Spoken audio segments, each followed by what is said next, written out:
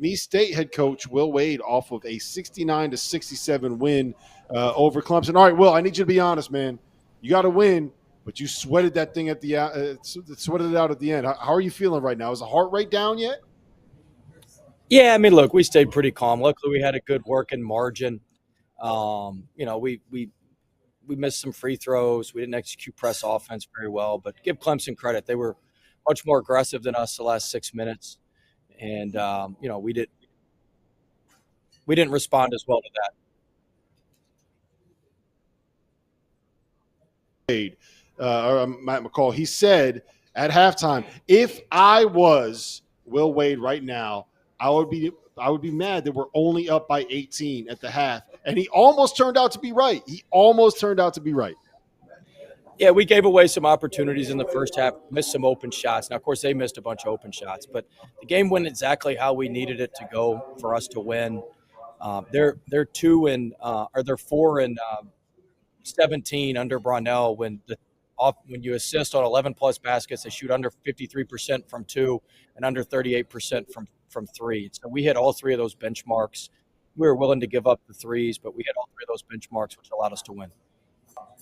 Coach, hold on. I don't know why Rob Doster is starting this interview off. First of all, winning is hard. Okay, you won a game in the NCAA tournament today.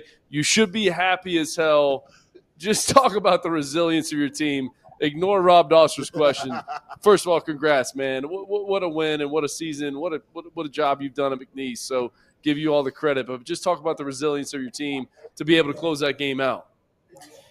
Well, the credit goes to the players, not me. I'm just along for the ride. But, look, our guys were focused. We had a good week of practice. We had a good week of preparation. We were shell-shocked last year when we got to play Gonzaga. We were just shell-shocked, and we knew we weren't going to be that way this year, and I knew we were going to play well. I didn't realize we played that well defensively. We hadn't played the zone all year, so it's something we had saved, and it was certainly effective for us tonight. Hey, Will, a lot of people obviously were talking about how is all of the recent speculation about you and NC State going to affect your players? Would it throw them off? How did you handle this with your players as you led up to the game? We talked about it. We were in practice when all that happened.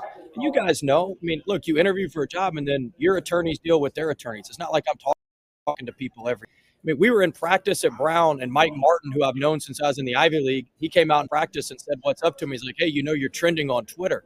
So what the hell am I trending on Twitter for? He's like, "Oh, they said you took the NC State job." I was like, "Oh," and then I got back to my phone and had like 300 text messages. And so, look, that had nothing to do with it when we got that night. I sat down and talked to the team. We had already talked on Saturday, and we're honest. Shoot, half the kids I recruited, I told them, "Hey, look, the goal is to go Power 5 after this year, and some of you guys can go with me, and some of you guys, so we all know what's up." And shoot, our guys, this was great for them. They're gonna have a lot of schools in their DMs tonight too, looking to pick them up, pay them. So it's a good. What we keep saying. That's what we keep saying. What is up, though? Hold on. You said we all know what's up. So fill me in exactly what's up. No, I'm just saying. We all know the deal. He the coaches just won an NCAA tournament game.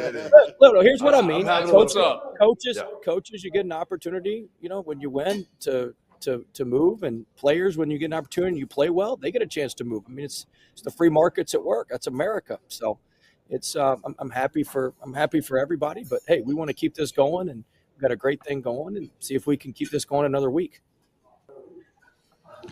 Yeah, Coach, and you kind of hit it on the head. We kind of alluded to it before the game, just with all the speculation. But I thought it was going to go the other way because, like I said, with the current climate, it's too big of a platform for these guys to come out and not want to showcase what they're able to do as well, too. But I think specifically what stood out to me just from the opening tip was the physicality that you guys play with. A lot of people kind of question whether you're going to be able to do it. I got a chance to see you guys over the last couple of weeks here. And I thought it was going to be a good matchup, but you guys answered the bell right from the opening tip. Could you just talk about that a little bit?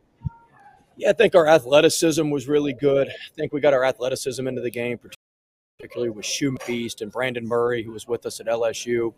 He was a monster. Copeland did a great job. So we got we got some of our main guys going, and we were physical. We out-rebounded them. We outscored them in the paint, which is what we need to do. And so, and all the speculation and all that stuff, if you're not in our program every day, you don't know how we operate. So everybody can think that they know or think, in a normal situation, this is what happens. Well, we're not normal. We do things differently, and that's why we've been successful. We don't do what everybody else does, or we get the same results everybody else gets. And so, we try to do things a little bit differently. And when you do things differently, sometimes a little honesty. I think I'm too honest. Copeland always tells me, well, you sugarcoat it a little bit. This is too direct. And so, that's just the way it goes. And, I have these moments. Hey, Will, I know you said that, it's all about the players, but for you, you've kind of had to rebuild, obviously, the last 2 years, going to McNeese State and, kind of starting over in some ways. So for you to not only get back to the tournament again here for the second straight year, but to win a game in the tournament again, how personally satisfying does that feel for you? I mean, look, I'm happy for our players. I'm happy for our university. These people took a chance on me when not many would. So this ain't about me. I've been to the tournament quite a few times. We've won games. Like, this isn't about me, but this is probably the most satisfying win I can remember in the NCAA tournament since when I was an assistant at VCU and we went to the Final Four. I mean, this is every bit as satisfying as that. And so, it's a credit to a lot of people. A lot of people made this happen, and I'm just fortunate to be a small part of it all. All right, I want to end it with this, Will. You have the most famous college basketball personality is in your program right now. It's not a player. It's not a coach. It's your manager. Can you just talk to me about how Amir's rise, the music is coming out?